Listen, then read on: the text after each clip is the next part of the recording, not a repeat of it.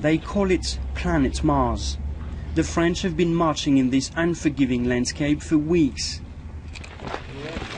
Each soldier carries more than 50 kilos, and under their boots the rocks are as jagged and as sharp as glass.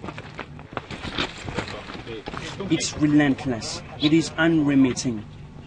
There is no respite here, and by 60 degrees Celsius the dark stones become as hot as burning coals. Nearly 2,000 French soldiers are deployed all over this rocky desert, with as many troops from Chad in support. All engaged in the fiercest fighting last month, inflicting heavy casualties on the insurgents, including one of the most violent Al-Qaeda field commanders, Abu Zaid. Firstly, during 3 or 4 days we used our firepower to downsize the enemy, using artillery, air power helicopters, and we tried to spot him and fire at quite reasonable distance. And then we came to phase 2, which was clearing of all the caves around the valley, which was now down to man-to-man fighting and clearing caves with the grenades and entering the caves and that sort of fights. Caches are being found every day, and they're full of weapons, ammunition and food supplies. Here, the unit we were following found explosive belts ready for use, mortars and 100 kilos of nitrate for the manufacture of the improvised explosive devices.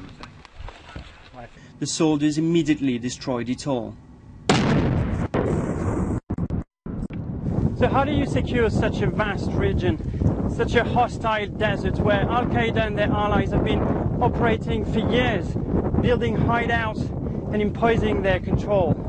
Well, the French are on the hunt, on the ground, valley after valley, hill after hill, with constant support coming from the air. This is as fast as it gets, a combat tactic unique to the French army.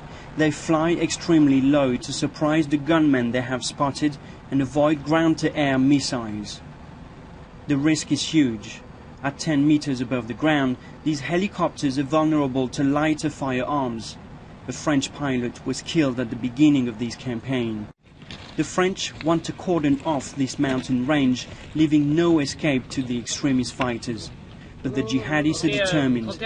They know this rugged terrain better than anyone, and although there is little doubt they've been severely hit, it is also no wonder that some of them are still there, hiding or trying to flee. For now, the French are convinced they've broken the neck of Al-Qaeda in the region, cutting off the militant routes of supply and trafficking. France also worries about the plight of 7 of its nationals who are believed to be held hostage somewhere here. The search for them continues. This is a war that must be fought rock after rock, and France insists African forces must now take over. To the French on the front line, it feels like a lonely fight. Fessy, BBC News in northern Mali.